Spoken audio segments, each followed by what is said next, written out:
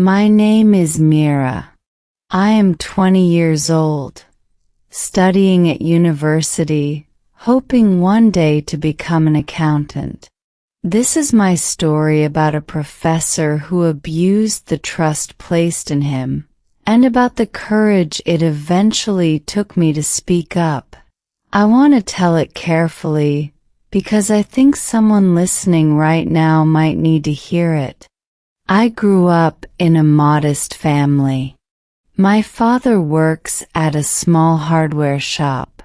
My mother manages our home and helps my younger brother with his studies. Nobody in our family had ever attended university before me. When I received my admission letter, my father framed it and hung it on our living room wall. I studied commerce, hoping to specialize in accounting. In my second year, I was placed in a small advanced seminar taught by Professor Ansari, a well-respected man in his 40s who had published several papers and was known throughout the department for his sharp intellect. Parents and students alike spoke of him with real respect. He was considered one of the best professors in our faculty. At first, everything felt completely normal. He taught with confidence and clarity. He noticed when I did well on assignments and mentioned it approvingly in front of the class. Slowly, though, something began to feel different. He started finding reasons to keep me back after his office hours, always framed as academic guidance. Extra help with a difficult topic, feedback on an essay draft, advice about my future career. I did not think much of it initially. He was a respected professor. I assumed he simply wanted to help a promising student. But over time, his attention began to feel less like mentorship and more like something I could not fully name yet. He commented on my appearance in ways that had nothing to do with my coursework. He asked personal questions unrelated to academics.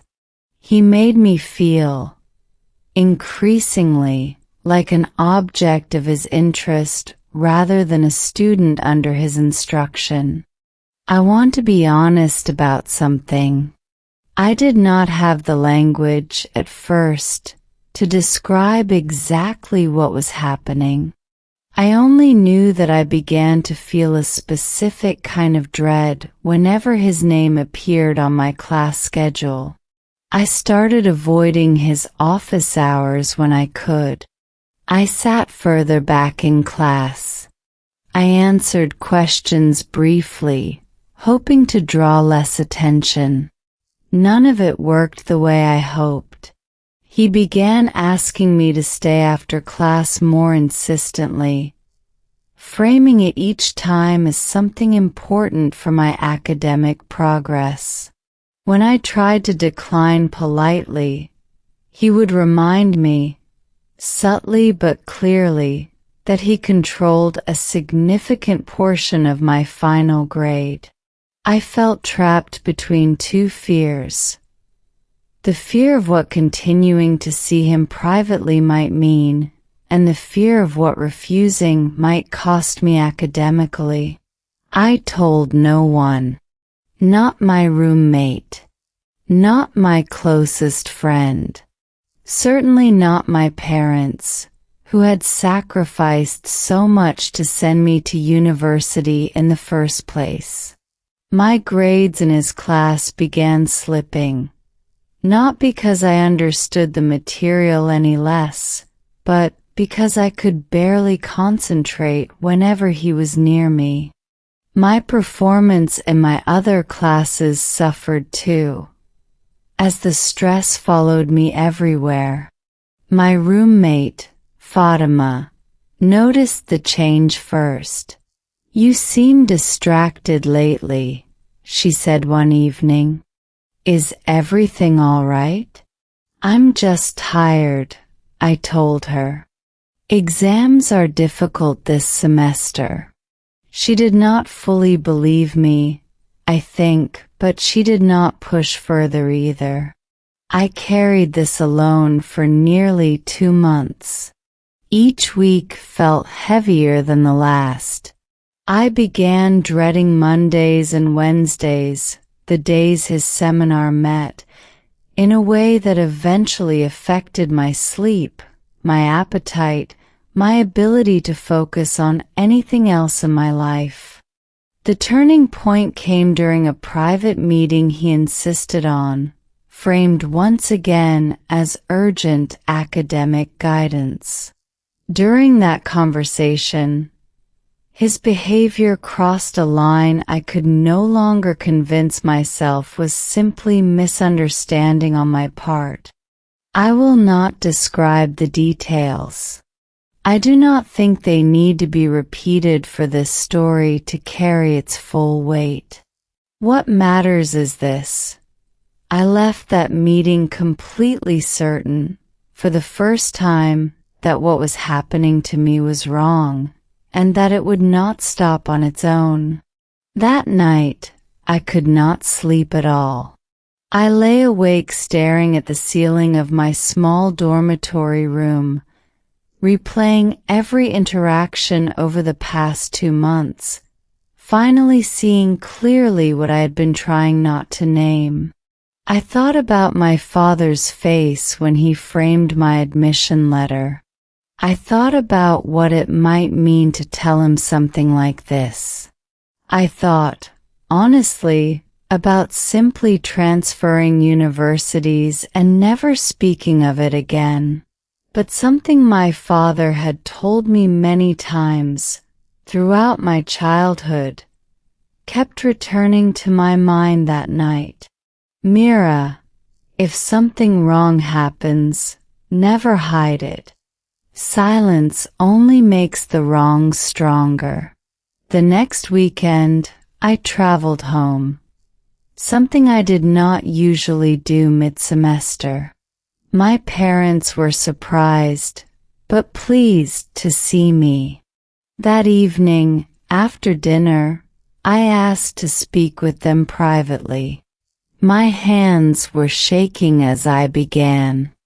Papa, Mama, I need to tell you something about one of my professors. They both grew quiet, sensing immediately that this was serious. I told them everything, as clearly and completely as I could manage. The extra meetings. The comments that made me uncomfortable. The pressure connected to my grades. The fear that had followed me for months. My father's expression grew increasingly rigid as I spoke. My mother's eyes filled with tears, though she did not interrupt me once.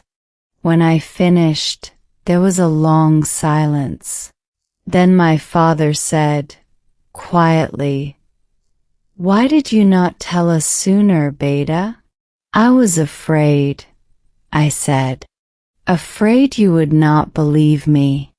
Afraid it would somehow be seen as my fault." My mother reached for my hand. "We believe you completely," she said. "You are our daughter. Nothing about this is your fault."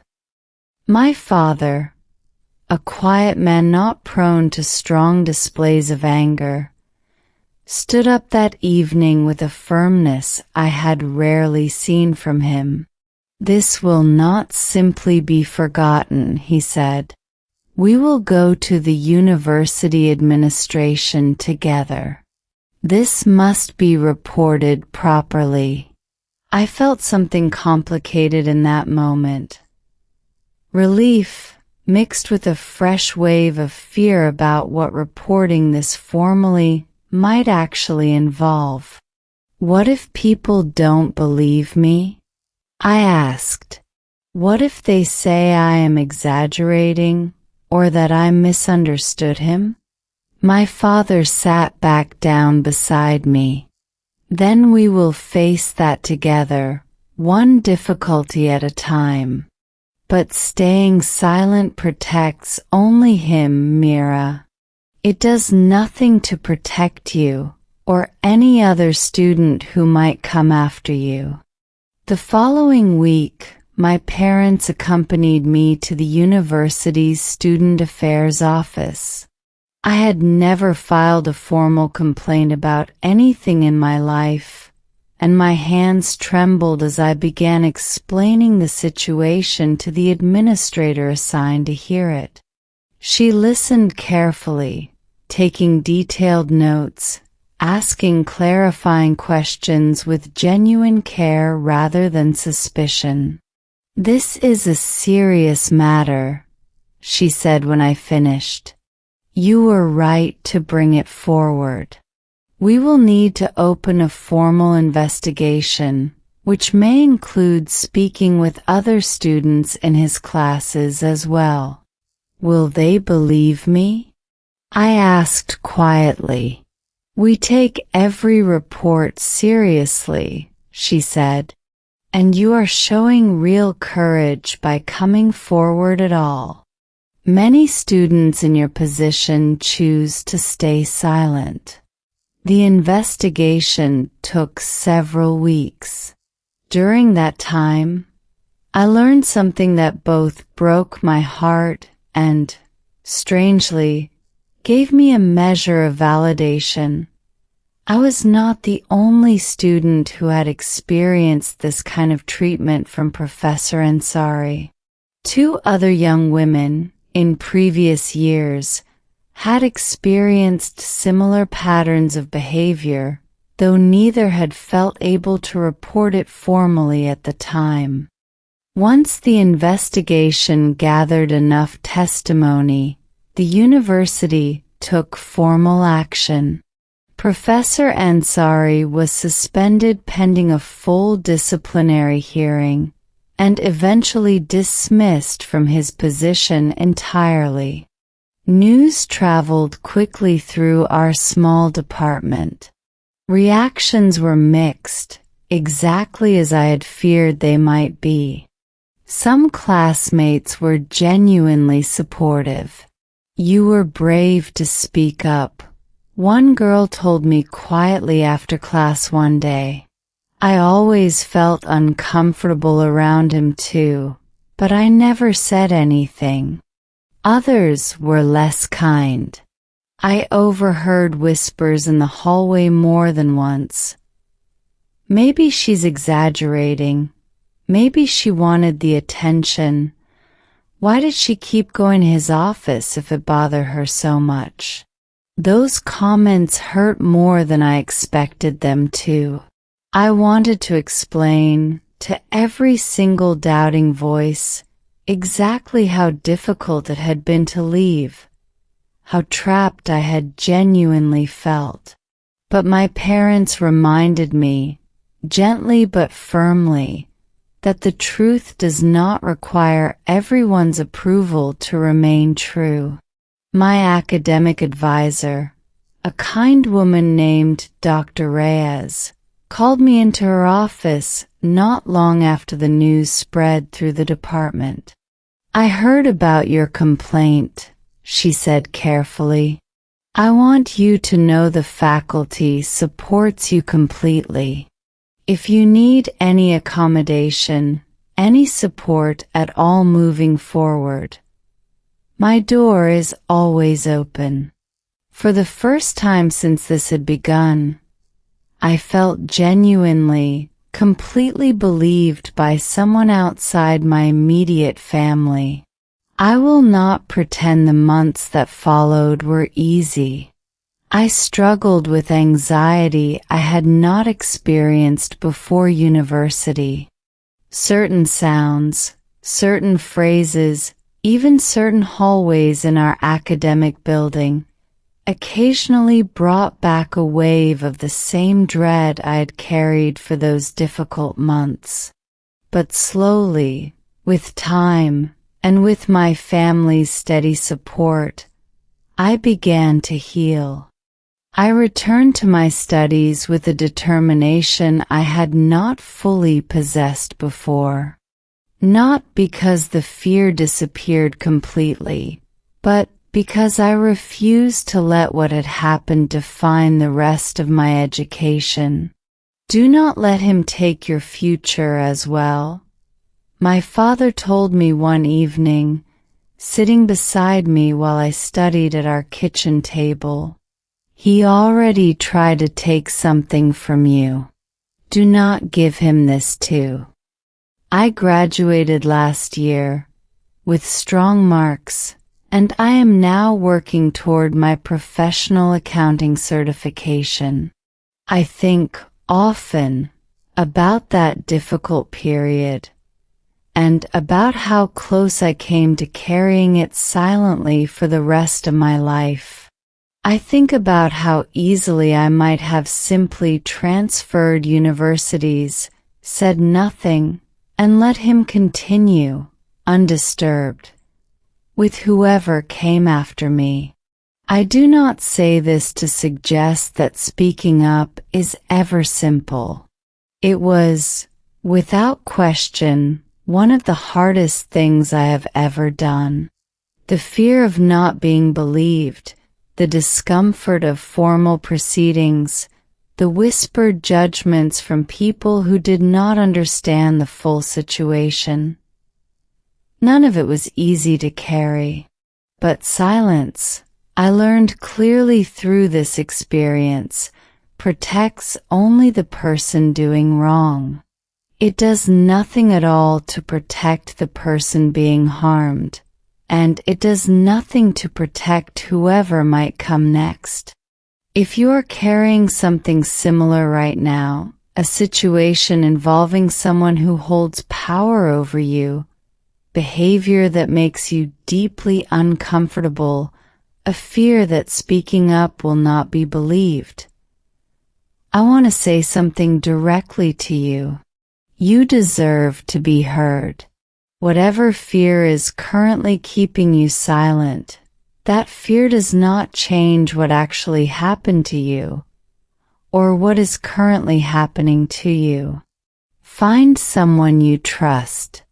A parent, a teacher, a counselor, any person capable of helping you take the next step safely. You do not have to carry this entirely alone, the way I nearly did for far too long. Courage does not mean feeling unafraid. It means speaking anyway, even while the fear is still there, sitting heavily in your chest. I'm Mira, and this has been Simply Listen. If this story reached something real in you, please like this video and share it with someone who might need the reminder that speaking up matters. Thank you so much for listening today. Have a wonderful day, and I will see you in the next story.